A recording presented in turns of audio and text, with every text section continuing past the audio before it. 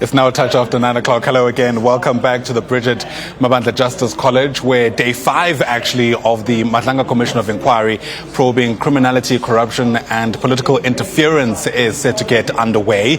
Yesterday we heard from Fannie Masemola, the police chief in the country, outlining his involvement or lack thereof in the circumstances that led to the disbandment ultimately of the political killings task team, which we know today is still doing their work. Fannie Masemola is expected back on the witness box, shall we call it, where he's expected to go into more of those details. Yesterday, he spent a considerable amount of time trying to take the commission through his statement and made mention multiple times of how there was an apparent instruction from the now suspended Police Minister Senzo Mchunu to ultimately do away with that political killings task team, which he suggests may have been for other interests. Take a listen to part of what he had to say. At no point during our interaction did the minister indicate any intention to disband the PKTT, let alone immediately or express concerns about its operations. This lack of prior warning made the subsequent developments all the more unexpected and perplexing, as there had been no communication or indication suggesting that such a drastic decision is imminent. In this case of the political killings task team, it is a task team that is working at a lower level under a provincial commissioner. If ever he found anything wrong with the task team, he could say, that task team, I think you need to disband it, and we can engage in the terms of the why and how and so on. But to go further to say disband, but then after saying disband, then you go further to say now, not even tomorrow. I think that is totally encroachment into the mandate of the National Commissioner in terms of performance of my duty.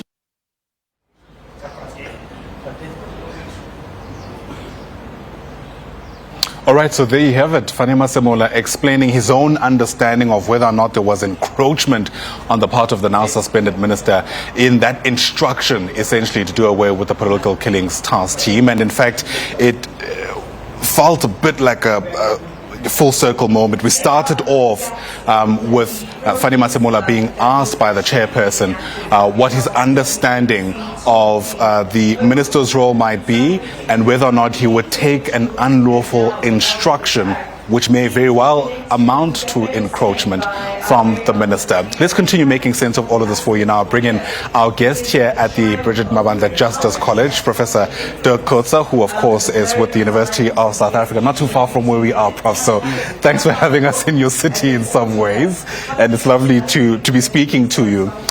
There's still so many unanswered questions. Let's start with that at the very least. But what is crystallizing is that there are very clear factions or fractions within the SAPS, at least if the police chief's testimony is anything to go by. Yes, good morning. Indeed so. I think, for the sake of simplifying the situation, it looks like on the one hand is the chief of the National Commissioner, Masemola, and General Fannie appears to be relatively close to each other in terms of also how they present the case to the commission. And then on the other hand is the Minister Mchunu, as well as General Sabia, which is to a large extent under pressure and in the focus of what the commission is looking at the moment and the testimony that we are seeing. So it is clearly a divided top structure of the police service.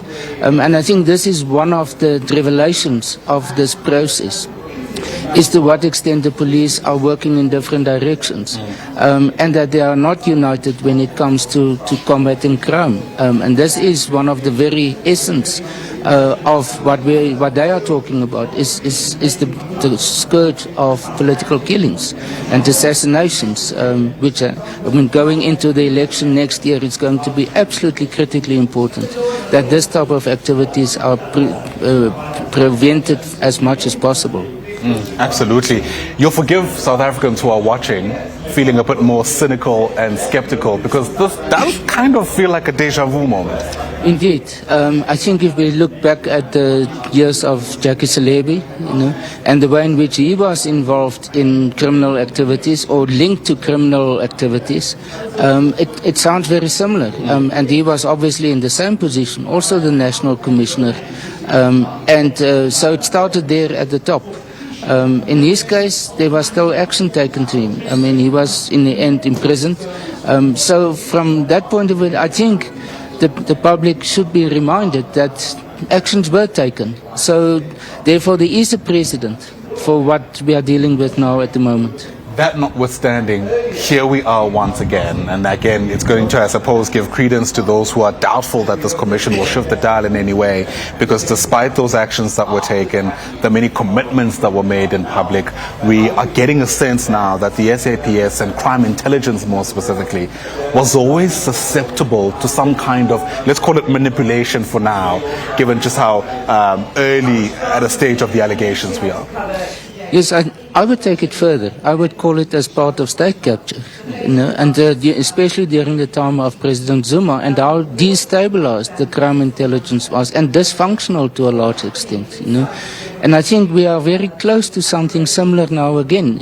I sometimes call this the early stages of another state capture process, and therefore this commission is, for me personally, so important, because if it can stop that process in a relatively early stage. We hope it's an early stage. Then hopefully we will be able to see a turnaround in time. And I think hopefully, over and above, I think what the public expects is that of direct action against implicated persons. I think what is even more important is the restructuring, the reconfiguration of the police in its entirety at the top structure, including very much the intelligence service, crime intelligence, but even national intelligence, state intelligence. There was the Sydney Mufamadi panel, but we don't see yet sort of tangible results in that respect. So this commission has wide implications, really. Yeah, absolutely. It'd be remiss of us not to speak about the political establishment and their alleged involvement. And I mean, Senzo Mchunu's name has come up so many times. I can't imagine a scenario where he's not called to, at the very least, account for the claims. Well, he will have to. I mean, there's no way out. He has been implicated very directly by now already, And for him to clear his name and to be able to go back as a minister, if he has such ambition still, the only way of doing it is to come to the commission. And the public of South Africa in general must see it, must become a witness of this process. Because otherwise there will be so much doubt, so much questions about public trust in the institutions of the Minister of Police, the top structure of the police in general, that even if it's not cleared or put on the table and exposed with this commission, then it will simply continue, and that's the big risk. Right. Naturally, the commission has set tongues wagging, and people have also weighed in of what they make of Fannie Masemola's demeanor on the stand, but also of his response to some questions about what he did. The picture the police chief painted yesterday is that he felt like he was in a tight corner, When that directive came from the police minister, he said that, it's... I'm putting words in his mouth in some ways, but to paraphrase, he suggested that ignoring the kind of directive, in fact, the words he used would be career limiting. But the law's also very clear about what, in fact, you could do, and I think that's still out for people to make up for themselves, whether he exercised his autonomy to do the right thing when it mattered. When I listened to him yesterday, I felt he is on tenterhooks. Yeah. He's trying to maneuver through a very difficult terrain, because on the one hand, it made it clear what is constitutionally and legally his position as the National Commissioner. But politically speaking, he was in a corner, and I think that's how he presented it. And I think what maybe explains it is if we look a little bit back, that in the past the Minister of Police was indeed not much more than what he explained to us, despite the constitutional description of it. And that the police minister, to a large extent, took most of the important decisions. It's now that there's, I would call it a sort of a political transition and changes that are happening. You know, it's opening up, and we are looking again at all the constitutional dispensations and the inner workings of it. That it becomes possibly more possible to define better the relationship between the executive and the administration, the public administration. But in the past it wasn't the case. I mean, we have to be honest about it. So in a sense, he still worked within the context of the past, as if ultimately it's a political decision. Gosh, that's a big statement, Prof, because it shouldn't be. It shouldn't be, but that's the reality, and that's always been the reality, you know. And I think what we are seeing now are some new developments. The Cabinet adopted a policy document a year or so back, which they talk about the professionalization of the public service. And it's exactly for that purpose. It is in order to define the relationship between the executive and the public administration, and that there should not be overlap. There should not be the opportunity for corruption when it comes to contracts, and that the minister becomes involved in that. But it's still new. It's still new for them, you know, because the relationship between the minister and the DG has always been very intimate, politically speaking, you know. And I think this is where we are now, is to say, but constitutionally speaking, it was actually incorrect. Yeah, absolutely. And it's going to raise a whole lot of questions about how we can prevent a repeat of something like this happening. And, you know, when the team and I were discussing what, you know, we should make of what we've heard so far, suggestions came up that perhaps, like we did with the judiciary, you know, which was a very recent decision, by the way, to have the judiciary completely removed from the executive insofar as even the appointment of judges is concerned. Perhaps we should start thinking about that insofar as the SAPS is concerned, because of just how susceptible it's been to, once again, manipulation from the minister. Yes, that is indeed so, and I think it's a very good idea, you know. I mean, we talk, for example, about the return of the Scorpions, you know, as an investigative and prosecutory authority, as opposed to the Hawks at the moment. Maybe we should start to think about the police in the same type of terms, that it should be much more independent and should not necessarily be linked or only linked for very specific purposes to an executive, to a minister. But otherwise it should become an independent authority standing on its own feet. The same, I would argue, should be the case with respect to the intelligence. Because yes, they do serve the government of the day in terms of providing information. And the same with the police. It does serve a very specific function, but it must not become politicized. And I think this is what we are seeing now, is the political influence in the police service for a long time already.